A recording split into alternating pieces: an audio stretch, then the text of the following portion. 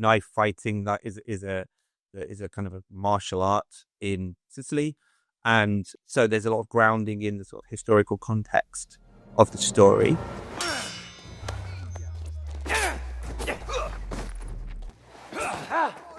We've been covering Mafia: The Old Country in an exclusive way all month long. Hope you've enjoyed the gameplay. Hope you've enjoyed my hands-on preview.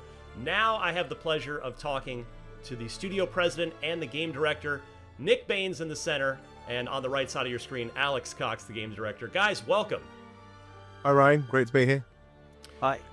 Thanks for making the time. I had a blast playing the game, which hopefully by now everybody watching this, listening to this, has had a chance to see the preview or read it. But Nick, I wanted to start here because when you and I got to talk to you in person last week when I did get to play the game, and something that jumped out at me just from our idle conversation was more than once you mentioned your desire to see players complete this story. And so I'm curious, did your telemetry show you that wasn't the case with Mafia 3? Not so much. It's more, I suppose, anecdotal, the fact that, the nature of the type of game that we're making. And if you look at the other Mafia games that were maybe a bit more focused and based much more around a story that had a very clear, linear path through it, I think naturally a lot of people completed those. And we have a lot of feedback from people who, you see all the reaction videos online of people completing those games and, when they play it. And I think that's a really powerful thing. And I think, both as a player of games myself and as listening to the fans, people like finishing these stories. And the way that we tell the stories, they're designed to be completed. And, I think, we're really, really proud of the story we're telling. And the whole narrative arc and the development of the characters through the story. So, yeah, I guess where we're coming from, it's not necessarily a specifically data-driven thing. It's just, we're telling stories, and I think every storyteller wants someone to find out how their story ends. You've both talked about this decision that you've just alluded to again here of kind of pulling back from going more of an open world route as Mafia 3 did to a more linear narrative-focused story as with the first two games. Alex, I'd love to hear from you. Kind of what drove that decision? Well, actually, it was the response to Mafia Definitive Edition in a lot of ways. We got the response to that game. One of the responses was, "Hey, it's great to get to the end of the game because it's a little shorter than the Mafia 3 was, and see the ending." So that kind of triggered the we got a response from the remake that that was the kind of Mafia game that a lot of players wanted to play, and it sort of led us down that road as when we were thinking about what was next for the franchise, what was the next kind of game we wanted to build. Obviously, we were going through a big engine revision as well for this game too. So we wanted to keep it quite focused on what we think Mafia does best, which is telling great stories. And so, yeah, that's how all of that kind of came together. It was really the response to the remake. And I suppose from a design standpoint, it certainly changes your mindset a ton. And Nick, from more of a studio level perspective, it maybe shortens the timeline a bit too, as opposed to doing kind of more of a full open world thing. So I guess what I'm trying to say is there probably a lot of benefits that come out of this that are not the original thing you're going for. You're making a creative decision, but it seems like the kind of there are a lot of happy side effects from it too. Well, the biggest side effect of it is it's not so much about how long it takes to make it. It's more about time. It's more about the fact that the things that you're doing, you're more focused on, and you can devote more time to really pushing the quality and making sure that it's a real polished gem.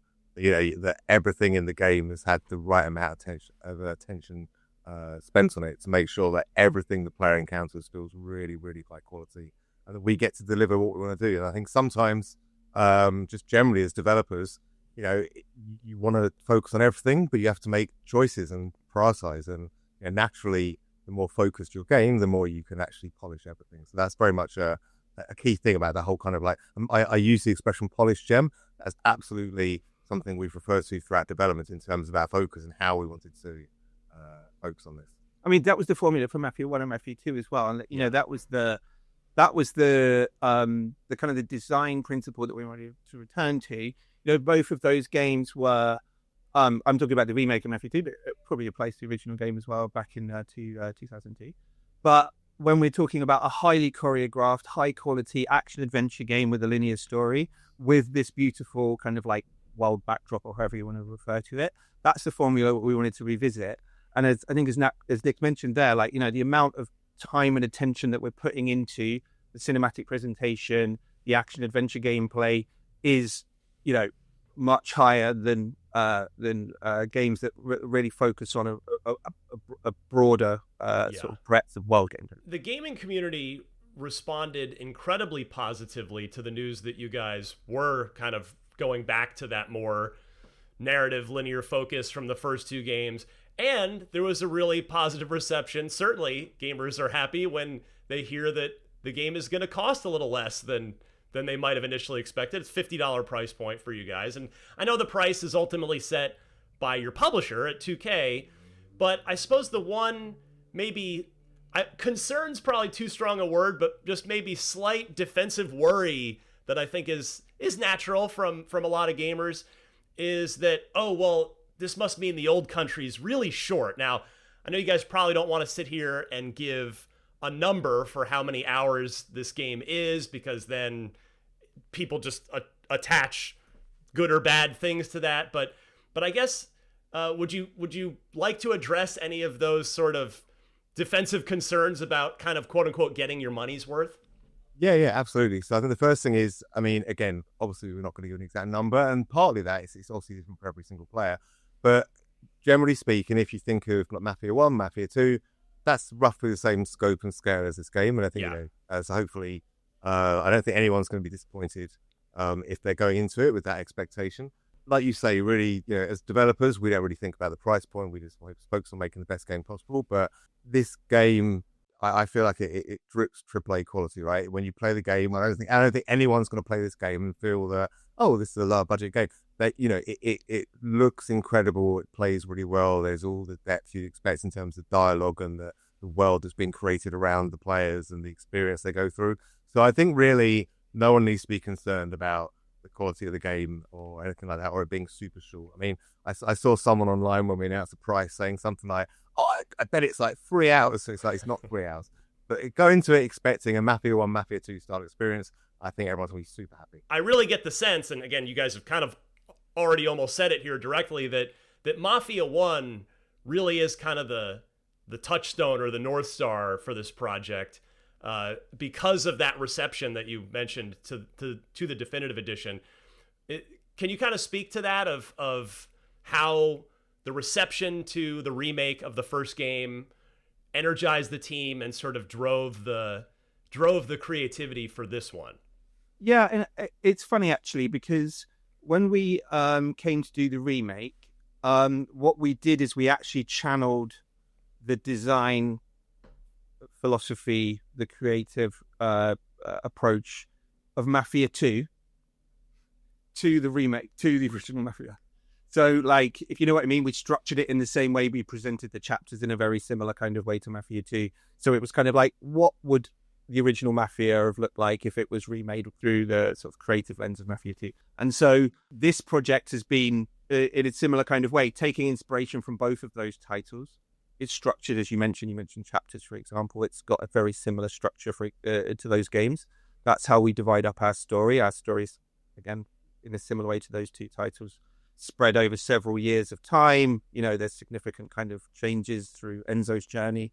And in terms of what we wanted players to feel like is that while we've created a new Mafia game for a new generation of Mafia games, is that it's very familiar on the pad. It's very familiar in terms of, you know, look and feel of the title. It's got, you know, narrative connections. It's set in the same universe. It's something that's going to be immediately familiar to players that want more Mafia, but it's moving forward in all aspects. It's visually, cutting edge for games in 2025. It's we've moved forward gameplay forward in various ways from what we did in the past, and so yeah, it's like a restart for the franchise in many ways, but there's a lot of familiarity under it. And I think also just to add to that, and I don't always know how many people, if people know too much about this, but there's real connective tissue here at Hangar 13 all the way back to the original Mafia. So we've got people here working on the old country that worked on Mafia 1 back in the early 2000s. We've got people who worked on Mafia 2 and all 3, all the way through, including Definitive Edition. So when we're talking about looking back to the first one, these are some of the team here actually worked on that first one. So we're not necessarily even looking at it to reference. I think it's one each game is influenced by the last, what worked, what didn't work, how can we improve it. The other thing as well is we always, starting any game, but obviously in particular a Mafia game, we look at, what makes a Mafia game, what is it the players want, what do we think makes a Mafia game, and looking at that, all of that collectively and building our experience. But not, like I say, it's really cool. It's not just people that joined recently, like myself. I joined 7-8 years ago, so I can look at the old game and say, this is where it comes from. Whereas some people here actually look back and they worked it, they've lived it since the late 90s, really, when they first started working on it. And I think so that's the other thing as well. It's kind of there's this big through line, not just in terms of some of the narrative connections, and again some of the game features, but also with the team themselves, which is really awesome, I think. Now, Alex, you were talking about. I want to hear from both of you on this. I'm gonna make you. I'm gonna do the Sophie's Choice thing because I'm just curious. You're not allowed to say Mafia: The Old Country, but what's each of your favorite game in the series so far? Well, mine is 2, but that's because that was the first game I worked on, so it's kind of like imprinted itself on me. That was my first game. I worked in QA. I was my review tester. My first game was in development was on Mafia 2. For me, it's 1. I think for 2 reasons. First reason is when it came out, it was just absolutely, I think, groundbreaking in terms of there's 1 or 2 games around that time which were pushing, bringing cinematic storytelling into games. It was really hard back then with the limitations we have with obviously the graphical limitations and all that kind of stuff. But the first Mafia, when it first came out and I first saw it, absolutely blew my mind. And then 20 years later, 18 years later, to get the chance of working on it myself with the Definitive Edition and seeing it reimagined, I just think that to me it's got a really timeless classic story. I love the way it's structured. Yeah, I think that's my favorite.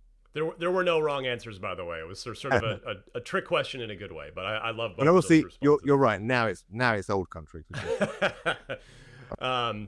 So, Alex, you hinted at this. You mentioned the engine a little while ago. I wanted to kind of circle back on that because I certainly I've been playing Mafia since the beginning as well, and it's always been a beautiful game. And from what I've seen and had the privilege of playing now of Mafia: The Old Country, it still very, very much is. You guys have moved from a proprietary engine to Unreal Engine 5, and I'm curious about the impetus behind that choice. Well, Unreal, I think as many players will be familiar with now, brings an awful lot to new games, gives us cutting edge visuals in particular, and for the kind of game we were looking to make this time around, we really, really wanted to put a massive emphasis on portraying the beauty of Sicily, the fantastic landscapes, plus the metahuman tech and all of the stuff that's really allowed us to do really, really top quality cinematic presentation. The performances of the actors are really, really fantastic, amazing quality facial, and that's key to this Mafia game, as it was for all previous Mafia games in their time of release, and achieving that kind of, let's say, visual cutting edge in particular environment art and cinematics was really front of mind when we decided to make the transition. And also, going back to something we were saying earlier, it's about focus and focus on quality and focus on the content. When you're doing your own engine, that's a lot of time you have to spend and effort in making sure it's cutting edge and it still looks contemporary, and it's you've got a lot of heavy lifting to do at the studio on that. And obviously, as technology gets more and more, as things get more and more advanced, that takes more and more time. And I think as a studio, we just really wanted to focus on the gameplay, the visuals, the storytelling, the cinematics, and to be able to put as much focus on that as opposed to actually creating the engine that it sits on, it really helps us, and I think ultimately allows us to develop and deliver a better quality game. Was there a particular landscape or scene that you guys sort of prototyped in Unreal Engine 5 to make sure that it was going to be the represent the visual quality that you want out of the series? Because what visually I remember most, or what stuck with me after playing your game for 3 hours, is the landscapes. I mean, the characters look great, don't get me wrong. There's no complaints for any of that, but it's that Sicilian landscape where just that's really what kind of stuck with me. So I'm just curious, if was there like a little test area that you made to make sure that everybody at the studio was happy with where it was going to go technologically? Yeah, that's funny actually, because the first thing that we did right at the beginning of the project, and it was almost like the whole team moved to Unreal, and we decided to come together around one exercise that we could all align behind, and that was creating the town, like the market square environment from Mafia 2. If Mafia 2 starts in Sicily, and actually our game is set in the same. You see this town called San Celeste right at the beginning of Mafia 2. We chose that for a whole wide variety of reasons. A, we already know what it looks like. B, we can see what it looks like when we've massively upgraded it, like 15 years later. And also we know that, as a pre-existing location from the franchise, we're going to channel the creative vision. We're going to channel the narrative universe. We're going to get all of the stuff in there by grounding ourselves in that first place. So that's where we started, right in the center of San Celeste. Digging into the gameplay a little bit here, I've got a handful more questions for you guys. Stealth. We were talking before we recorded. I love stealth, and when I was playing Mafia: The Old Country, I took full advantage of the stealth opportunities that were presented to me. It seems like it is a fully supported combat playstyle choice. Maybe, not necessarily in every scenario. Sometimes you're going to have a one-on-one knife fight with somebody that's terrible, and you're not going to stealth your way out of it. But what were the goals with implementing stealth into Mafia: The Old Country? Mafia's got these, is a kind of we call it like a roller coaster experience. Sometimes you play a choreographed shootout, sometimes it's a card chase, sometimes it's a stealth section, sometimes you get to choose. And stealth has been a kind of a big part of the play your way kind of style of Mafia. Since Mafia 2, it was in Mafia 2 a little bit. Mafia 3 became pretty much play your way all the way through. For Mafia: The Old Country, it was always going to be part of the formula. The thing that's, I think, most pertinent to this game is because we wanted to make combat generally feel more dangerous. We wanted to bring in a more grounded kind of feeling to to any kind of encounter with enemies. We wanted to make sure that stealth really captured that vibe of surviving in a dangerous environment. So there's a heightened value to sneaking around and taking out a guard. And also that vibe of, Enzo is trying to survive in 1900s Sicily. It's kind of a resource port environment. It's, having to loot and scrabble around for resources in combat, for example. Again, favoring a more deliberate gameplay style if you're going to stealth around and kind of take out a few enemies. I was really surprised in a fun way that Enzo's knife seems to be very important in the sort of combat loop of the game. Like, you guys basically have a kind of a whole knife RPG system, down to the point where in my head I couldn't help thinking about it you almost have to reload your knife like a gun when the blade dulls. You got to take a minute to like sharpen it. So can you guys talk about the design choices of the knife and how that's really seems to be kind of doubled down on? Well, I think the first thing is that, so Enzo, I think we already described elsewhere that Enzo comes from the mines. He's certainly had a very impoverished childhood. He's used to scrabbling around and making use of anything that comes to hand, being resourceful. So when we added the knife, we didn't just want it to be, it's a melee item you can use and it's maybe a different takedown. It actually needed to feel like a real, almost extension of Enzo. It's something that's really, he's much more familiar with knives and sharp objects than he is with guns, for example. Right. So then it was like, well, okay, if you've got a knife, what else would you do with it? And you'd pick locks and you'd throw it, and you also do takedowns. And then the question is, well, you can't be too overpowered, but they're going to get blunted, so you need to sharpen them. And I think really that whole thing was not just having a weapon for the sake of it, say, we've added a knife as a melee item. It was much more, this is key to who Enzo is and how he goes through the world and how he's grown up. And I think really, and then from that kind of almost like narrative standpoint, then the gameplay theme took over and the designers really worked on the combat. Yeah, I mean, it came from the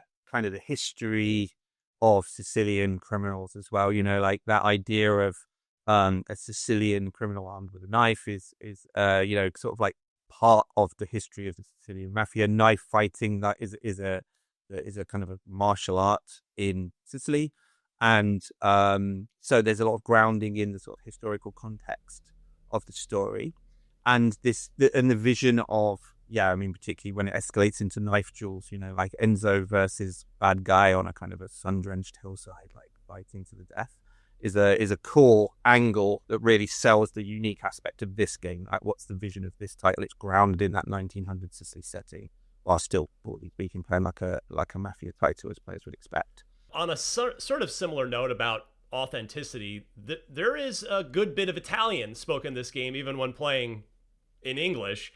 I imagine the dialogue in this, at least as much, possibly more than any other game, is probably gone over with a very, very fine-tooth comb, right? Because I imagine you've not only got to make sure that any Italian language that's used is done in kind of an authentic way, but also not, I mean, and you guys have done this before, so it's not like your first rodeo here, but I imagine you got to make sure the voice cast isn't doing some sort of stereotype caricature of like a typical, you know, mafia crime family too. So can you kind of speak to that sort of authenticity piece of it? Rafael, Bernardo. a pleasure, as always.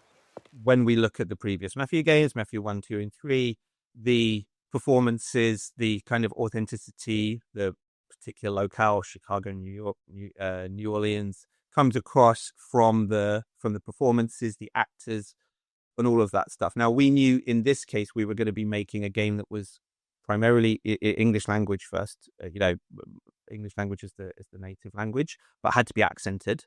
So that was always going to be a challenge to avoid the problem you mentioned there, Ryan. It doesn't sound strange, somebody putting on an odd accent, you know, derivative or any kind of weirdness there. And so we were quite careful in the casting process.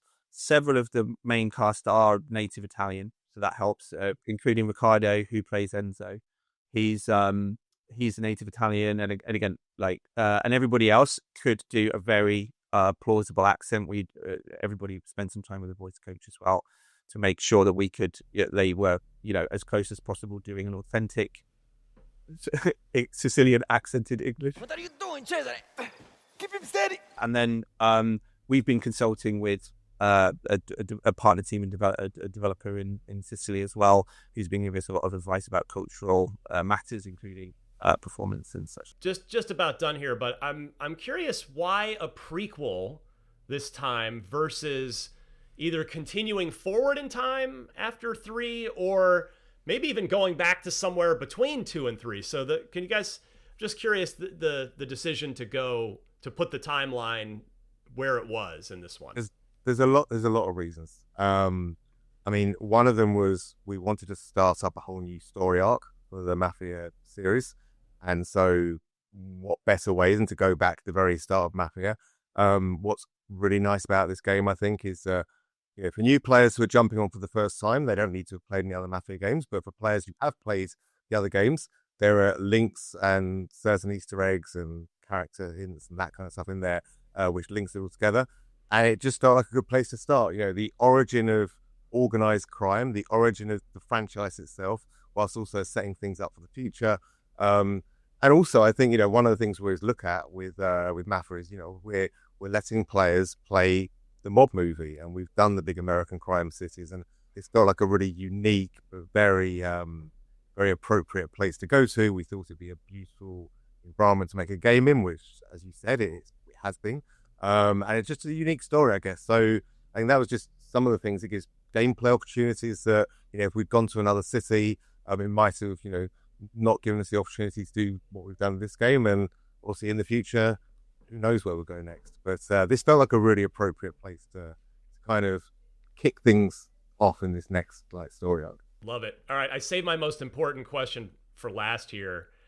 Now, I only played 3 chapters, about 3 hours, but I think in that time I saw more just gorgeously rendered and beautifully lit fruit in your game than maybe I've seen in any entire single game ever. So, are you guys confident in saying that you have the most fruit and best looking fruit in the history of video games? This is a key question here.